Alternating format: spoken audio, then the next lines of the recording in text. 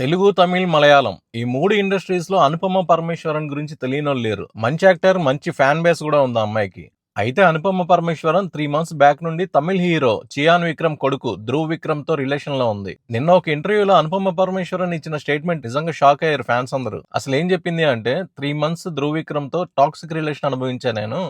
అతను ఏ టైంలో ఎలా ఉంటాడో తెలీదు. చూపిస్తేనేమో విపరీతమైన ప్రేమ చూపిస్తాడు. లేదు అంటే మాత్రం చాలా ఇగ్నోరింగ్‌గా ఉంటాడు.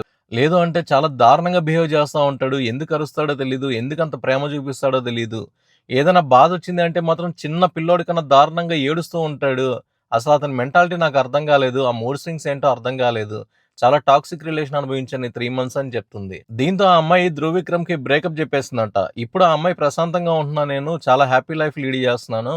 అనవసరంగా ఒక రిలేషన్‌లోకెళ్ళి చాలా తలనొప్పి తెచ్చుకున్నాను. చాలా టార్చర్ అనుభవించానని జెప్తుంది. మామూలుగా ఒక విధంగా అనుకోవడానికి తనేమన్నా తొందరగా రియలైజ్ అయ్యి బయటకొచ్చి మంచి పని చేసిందనుకోవాలా? లేదంటే అసలు అంత పెద్ద స్టార్ హీరో కొడుకు మీద ఇదేమన్నా కావాలని ఎవరైనా చేయించారా? లేపోతే నిజంగానే జరిగిందా అనేది ఎవరికీ తెలీదు. పెయిన్ అనుభవించింది ఆ అమ్మాయే కాబట్టి, ఆ అమ్మాయి వచ్చి ఓపెన్ స్టేట్మెంట్ ఇచ్చింది అంటే మాత్రం నిజంగా నా వరకు నా పర్సనల్‌గా చెప్పాలంటే తను నిజంగా సఫర్ అయ్యే ఉంటది. లేదంటే అంత ఓపెన్ ఇంటర్వ్యూలో తను ఇంత దారుణంగా చెప్పాల్సిన అవసరం ఉండదు. ఎవరైనా రిలేషన్స్‌లోకెళ్ళే ముందు ఆలోచించుకోండి 1, 2 సార్లు. అంత పెద్ద పెద్ద హీరోస్‌కి, హీరోయిన్స్‌కి తప్పట్లేదు. ఇంకా నార్మల్ పీపుల్స్ అయితే అసలు వాళ్ళ సంగతి చెప్పక్కర్లేదు. ఆళ్ళు చాలా దారుణంగా బిహేవ్ చేస్తా ఉంటారు. వీడియోస్ రిలీజ్ చేయడం, ఫోటోస్ రిలీజ్ చేయడం, లేదంటే దారుణంగా కొట్టడం, తిట్టడం ఇలాంటివి చాలా ఉంటాయి. రోడ్ల మీద కొట్టుకుంటున్నారు.